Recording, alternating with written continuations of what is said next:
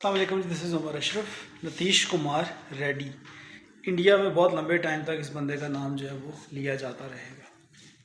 नीतीश कुमार रेड्डी ने वो किया है जो शायद इंडिया की तरफ से कोई नहीं कर सका, ना कोहली, ना जसवाल, ना कोई अकड़म, ना बकड़म। ना अकड़म ने किया, ना बकड़म ने किया, ठीक है, ना अगर ने, ना मगर ने। नीतीश कुमार रेड्डी ने 105 यानी कि 105 रन नॉट आउट बना लिए हैं and he still on the crease. वो अभी तक विकेट पे मौजूद हैं। इसे कहते हैं करेज। 5 खिलाड़ी आउट हो गए थे 160 पे और सबको लग रहा था कि 200 पे टीम बुक हो जाएगी, लेकिन उसके बाद नीतीश कुमार रेड्डी ने ये बताया कि बेटा नहीं, अभी मैं मौजूद हूँ, अभी मैं खड़ा हूँ, अभी मैं करूँगा स्कोर।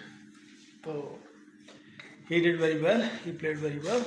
तो नीतीश कुमार, आपको बहुत मुबारक हो, आपका नाम बहुत लंबे टाइम तक इंडियन क्रिकेट में गूंजता रहेगा। He is just a 21 years old kid and he will be the performer for a longer period of time. Please do subscribe this channel and press the bell.